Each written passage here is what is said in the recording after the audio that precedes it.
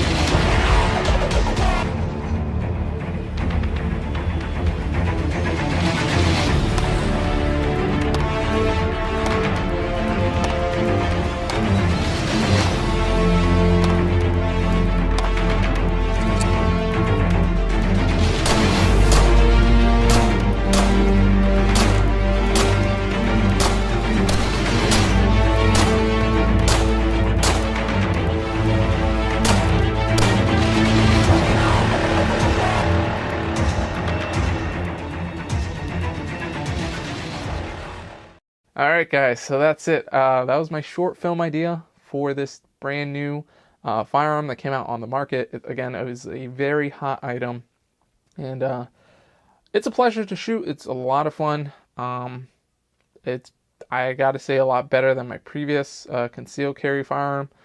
Just feature-wise, everything is just pretty much better about it. So I hope you guys enjoyed the short film. It didn't really take that long to film. I just used my Panasonic Lumix G7 and my Comica shotgun mic and just went out for a day on the range, and it came out pretty well. Editing was pretty quick, and the main focus I had that was really important is the song I picked out, the instrumental song. The video footage really had to flow with it and be on cue and on time and just sort of all work together. Again, I wanted it to be really short. I didn't really want it to be dragged out, sort of like a preview. And on my main YouTube channel, if you're interested in firearms or anything like that, I'll be posting more videos about that firearm on that channel. Again, A1 Photo Fund's really not about firearms, but since it was the short film, tongue twister there, first short film I made, I figured I might as well kind of give you guys a sort of behind the scenes for it. So it was a cold day, went out there, had some fun, tried out the pistol. It was the first time shooting it. Everything I do video-wise is all done by me all the time. I don't have a crew or anything like that. So I think the video came out pretty well.